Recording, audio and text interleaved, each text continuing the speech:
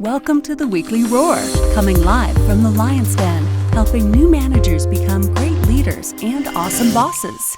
And now, here's your host, Greg Storch. I'm finally free from my self-imposed quarantine, and earlier today, I began the process of starting to work with our transitioning service members from active duty to the civilian world at the military base here in Vicenza.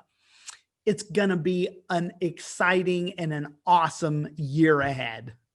Hey, welcome to the Lion's Den, everybody. This is the Weekly Roar. If there ever was a pandemic in leadership, today's lesson learned in leadership could be it. And so I want to talk about this with you today, because what I've learned over the years is that people don't quit jobs. They quit poor leaders or bad bosses. Now, I'm going to get into that in just a second. But first, my name is Greg Storch. I am the owner of Lion Enterprise, host of the Weekly Roar, and the founder of a worldwide bartered coaching program called The Helping Hand.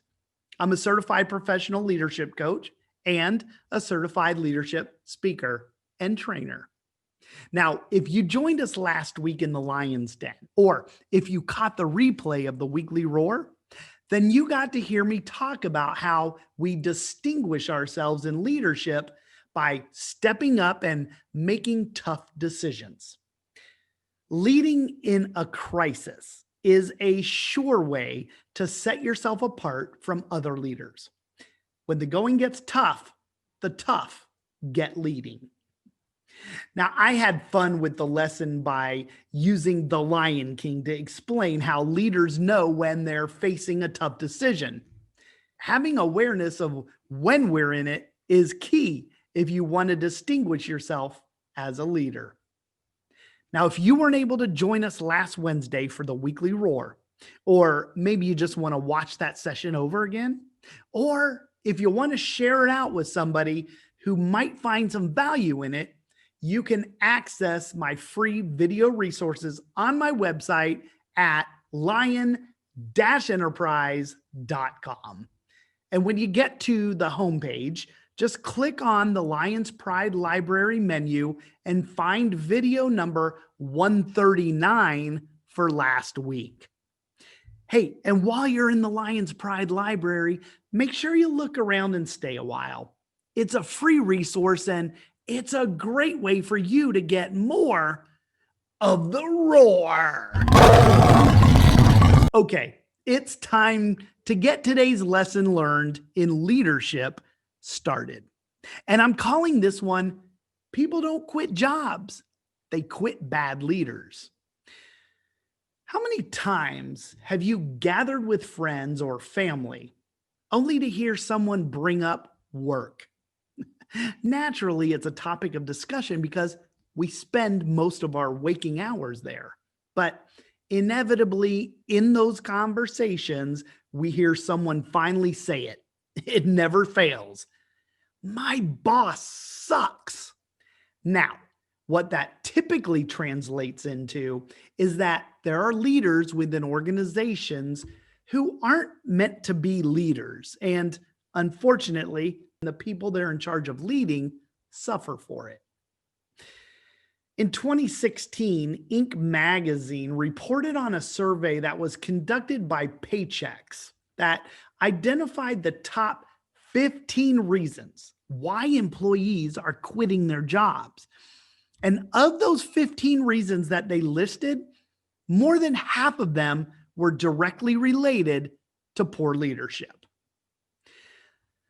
Now, some of you know that I was the director of human resources in the federal sector for a few years before I moved up to DC. So I decided to produce a small guide that helps companies to stop promoting the wrong people and start attracting and developing the right leaders. If you're interested in grabbing a copy, you can download it for free from my homepage on my website, lion-enterprise.com. It's called The Secret Sauce of Awesome Managers. And in it, I identify the leadership traits to look for in good leaders. Now, if I were to ask a room full of people whether they had ever followed a bad leader, I'd be willing to bet I would see a majority of their hands raised. I think the same would be true if I asked those same people if they had ever left a job because of a bad leader. How about you? Have you ever left a place where you worked because you just couldn't stand working for the person who was supposed to be your leader? I can tell you that I have. It's how I got here where I am today. But if not you, then someone close to you, someone you know right now has experienced this. And it just goes to show you that people don't quit jobs. They quit poor leaders. People have tons of reasons why they first decide to join a company. Maybe it's their values and they align with the company values, or they resonate with the mission of the company. Or maybe perhaps it's just simply that the pay and benefits are great. Whatever it is, there's something that makes people walk through that door to join the team. But just as the door opens to enter, it swings the other way for people to exit. And typically, when the door opens in that direction, people are heading for what they believe to be greener pastures. And usually for not as so many reasons why they walked in it to begin with. No, typically they're walking out the door because they're walking away from someone, a bad boss. It's actually really sad when you start something new on the promise and hope of a fulfilling career where you desire to contribute and find belonging, only to find that there's no growth potential.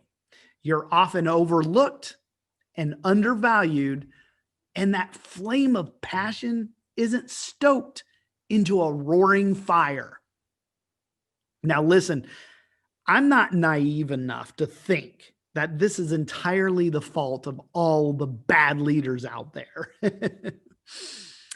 We all know those people who just seem to be challenged in the department of getting along with others in general. Now, I've known quite a few job hoppers that all they were doing was running away from their inability to integrate and thrive because they lacked the ability to get along with people. You can spot them easily as they tend to have a vast amount of experience listed on their resumes. In other words, they stay at a place for a year or so and then they run to the next one to escape their situation. Not everyone, but it should clue you in to look deeper into that if you see it on a resume. An exception might be maybe the spouse of a military member on active duty. Now, those people, they tend to move around every few years, so you will see a lot of activity on their resumes. So it's not everybody. I love what Oscar Wilde said, that some people cause happiness wherever they go, and some cause happiness whenever they go. Hey, I wanted to share this with you. DDI is a global leadership consulting firm, and they collected data from over 1,000 managers and senior leaders and individual contributors in a research effort back in 2019. I think it was December. Now, their research proves the old cliche that people leave managers, not companies. Listen to these numbers. 57% of employees have left a job because of their manager. 14% have left multiple jobs because of their managers. And another 32% are seriously considering leaving because of their manager. You see, companies don't do negative things to people. People do. Sometimes that's fellow employees, but more times than not, The people responsible for alienating the employees are their direct supervisors. Now, I was speaking to a lovely young lady this past week, and she was updating me on her new job that she took after leaving Italy to return home to the States. She told me, "I hate it here. And when I tried to take personal time off to get my personal training certificate, my boss's boss wouldn't approve it. My boss tried to explain to him what I was doing, and his boss told him, 'That's her problem, not mine.'" Wow. Sorry, but that dude has no reason to be in a leadership role in that organization. How long do you think it will be before she becomes one of those statistics? Well, guess what? I'll tell you, she already is. She falls under the category of employees who are seriously considering leaving because of their manager. Starting a new job and working for a new leader or a boss can be just like the honeymoon phase in a new marriage. It always starts off with a good impression and hope and putting the right foot forward. Combine that with the optimism and hope for a successful career or marriage, and the expectations are sky high. But time will tell. Just like in life, it won't take long before leaders, people, are seen for who they really are, not who they try to appear to be. So if the boss is a jerk, it's only going to be a matter of time before the employees see it. Now, I've seen 4 things that really make employees want to run the other way when they see that their boss is this type of person. Now, I'm going to walk through these, and I just want you to think if you've ever run into a person in a management position that displayed these qualities. If so, they're more than likely responsible for the attrition of employees within their organizations. Okay, you ready? First of all, people leave organizations when they don't feel valued. And one sure way for someone to quit someone else is when they aren't valued. I don't know anyone who doesn't like to feel appreciated. I like it. My wife likes it. And I think everyone I know likes it. The problem is that not a lot of people are shown appreciation at work or receive a positive feedback. Can you imagine a relationship where you don't feel valued? While there are plenty out there, they don't last. If we don't value people, we can't add value to them. Just like if I don't respect someone, I can't treat them with respect. That's because we can't behave in a way that doesn't align with what we believe. If I believe you hold no value, I'll never value you. And when that happens in leadership, the boss begins to manipulate the people they manage. They get treated like objects rather than people. Now, for me, I know I'm safeguarded from this because I know that I'm a servant leader who places people first above all else. I see the value in people, and so I can add value to them. For leaders to ensure they never fall into this trap, they can show they value their people simply by expressing their appreciation for them. Praise them for their contributions. A kind word or a pat on the back goes a long way. Everybody thrives on that pat on the back and getting recognition. It shows they're valued by their boss. When leaders show their appreciation for their followers appreciate working for them. Now, the second thing that makes people quit people is when they find a leader can't be trusted. Trust in a leader is essential if others are going to follow that person. It's what effective leaders do. They build trust with their followers, and they do that by being consistent in their behavior and when their words and actions match. Now, I remember working for a boss I really couldn't trust. It was a terrible experience. I never knew if what he was saying to me was the same thing he was telling the corporate higher ups. I always felt like the message was getting lost in translation. A leader will begin to lose trust with their followers when they don't act consistently, when the walk and the talk are so far out of alignment, they look more phony than a $3 bill.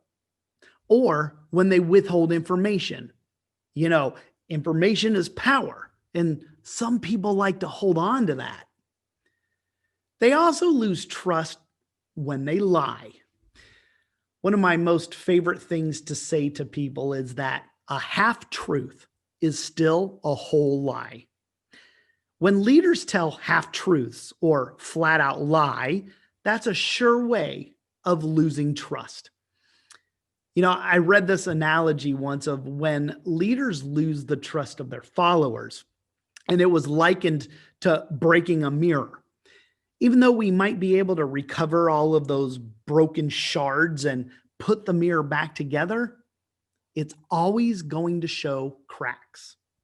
And the more shattered it is, the more distorted the reflection becomes. And just like the mirror, it's very difficult to overcome the damage done in a relationship when trust has been lost. I've learned this lesson the hard way in my own personal relationships. I've lost the trust of someone I love, and what only took minutes to lose took years to recover. And at the end of the day, that reflection will always remain distorted. So, how can leaders ensure they build trust? Well, they have to have integrity first and foremost. And in addition to that, doing things like showing respect for fellow employees as equal partners and teammates. Focusing on shared goals of the group and not their personal agenda. And the biggie that trips a lot of powerful leaders is doing the right thing regardless of personal risk. Remember that building and maintaining trust as a leader has everything to do with integrity and communication. If you want to make sure people don't quit you as their leader, be consistent, be open, and be truthful with them, and you won't have to worry about it. Okay, now here's one that I've seen more times than I'd like to admit. And I have my theories on why this happens, but I wanted to share this with you, why people also quit people who are incompetent. Now, I've worked for some bosses who I believed to be the wrong person for the wrong job, and they didn't have what it took to be successful at it. It's not great to be the follower of someone like that. We all want our leaders to inspire us, but that's hard to do when they're viewed as being incompetent.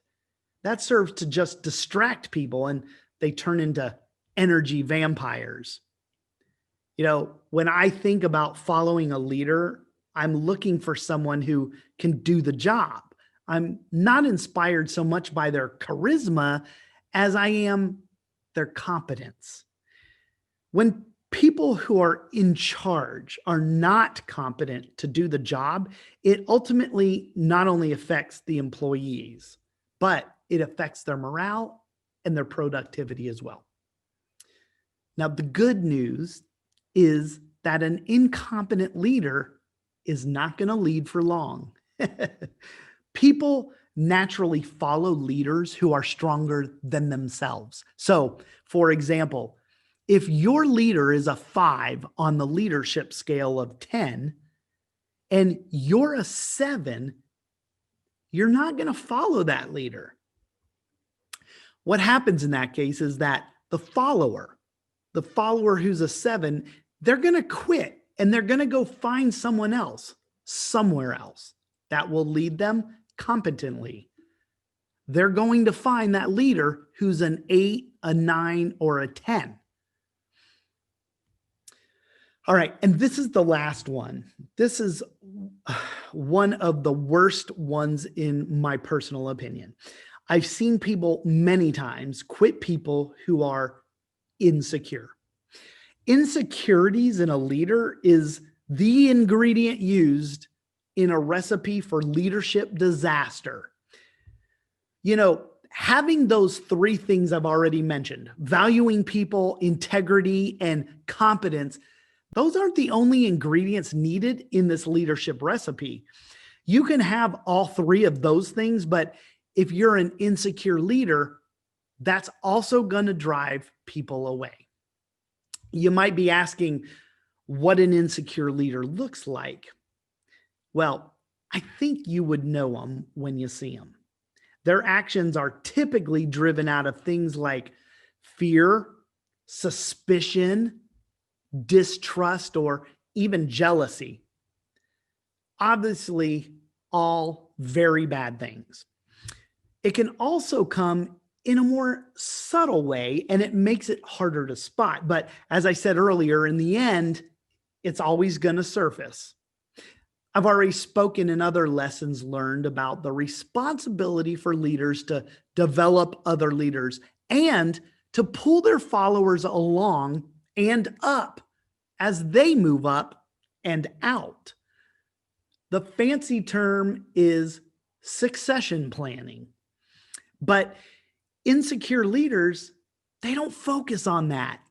They don't want to train you and help move you up the ladder. That insecurity comes from a scarcity mindset, and anyone who is successful will be seen as a threat to them and their existence. See, good leaders stoke the fire within their followers by helping them grow and excel. They're not fire extinguishers. They lift their people up. They don't hold them down. If followers think that their leader, their boss, is more concerned with maintaining their own authority and protecting their position, they will eventually leave and go work for someone else. So, those are the 4 ingredients that lead people to quitting people. People quit people who devalue them, who they don't trust, that aren't competent, and who are insecure in their leadership position. Now, with that said, people are going to leave. You're not going to save them all, and that's okay. The point of this is to shed light on being the type of leader that people want to follow. We can only control our actions, not the actions of other people. We can't stop people from leaving, but we can become the leader that makes them want to stay and follow. Remember, people don't quit jobs. They quit bad bosses. All right, everyone, that's a wrap. Thanks for joining me today. I appreciate you, and I do look forward to our next episode. Hey, before I go, as a reminder, if you want to grab a copy of my free ebook, The Secret Sauce of Awesome Managers, jump over to my website and get a copy. Now, I'm really excited about next week's lesson learned because it's something I've actually been speaking about a lot lately. Next Wednesday, I'm going to speak about the old saying that experience is the best teacher. Now, if you want to keep running to the roar, then come back to the Lion's Den next Wednesday at 11 a.m. Eastern Time and join me for the weekly roar. Thanks everybody for showing up today. I appreciate you and I look forward to seeing you again soon. But until then, remember, be powerful, but stay poised, just like a lion. Bye, everybody. Thanks for watching the Weekly Roar live event at lionenterprise.com. If you enjoyed this video, please tell others to join us each week here in the Lion's Den. Thanks again, and see you next week.